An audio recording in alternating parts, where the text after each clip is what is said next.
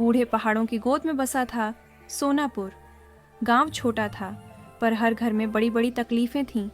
गांव के किनारे टूटी झोपड़ी में रहता था शिवा कुम्हार। मिट्टी से घड़ा बनाना उसकी पहचान थी, लेकिन अब मिट्टी भी जैसे उसके साथ रूठ गई थी।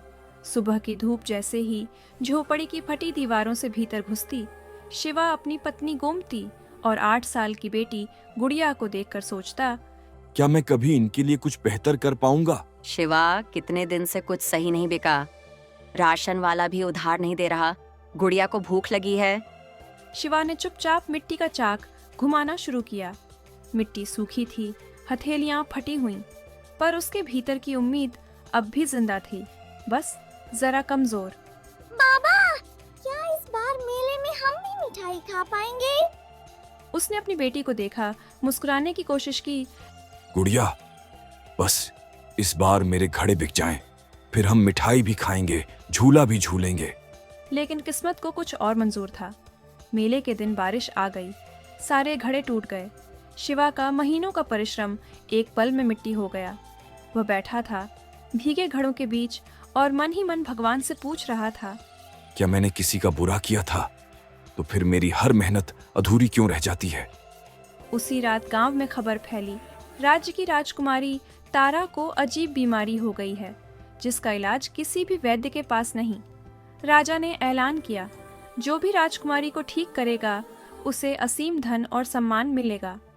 गांव के लोग उस पर हंसे। शिवा, तू तो अपना घर नहीं संभाल पा रहा, राजकुमारी क्या ठीक करेगा? पर उसी रात जब शिवा झोपड़ी के बाहर सूखी मिट्टी पलट रहा था, उसे जमीन में एक सुनहरी मिट्टी का टुकड़ा मिला, जिसमें हल्की सी रोशनी चमक रही थी। ये क्या है? इसे फेंक दे शिवा, ये कोई तंत्र मंत्र की चीज लगती है। नहीं गोमती, मिट्टी मेरी रोजी रोटी है।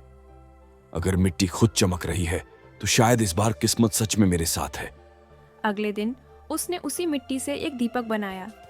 दीपक चमकता था जैसे उसमें सूरज की किरणें बंद हों। शिवा ने उसे धूप का टुकड़ा नाम दिया।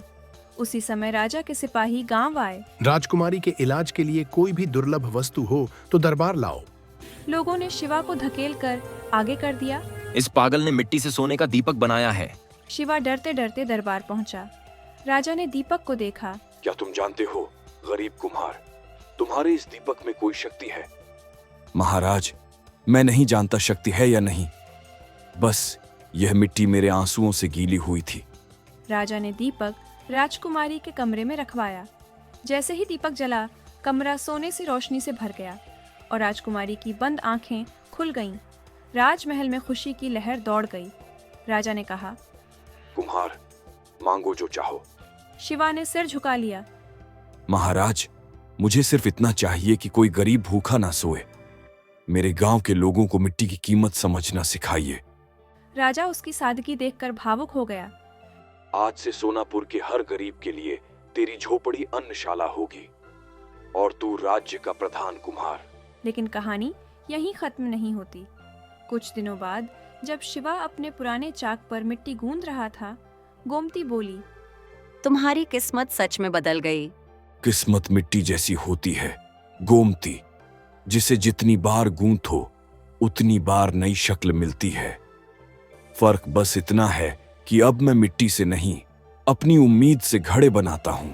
दीपक अब भी उसके घर के कोने में रखा था, धीमी लौ के साथ चमकता हुआ, जैसे कह रहा हो, हर अंधेरे में थोड़ी सी रोशनी छिपी होती है, बस किसी शिवा कुम्हार को उसे जलाना होता है।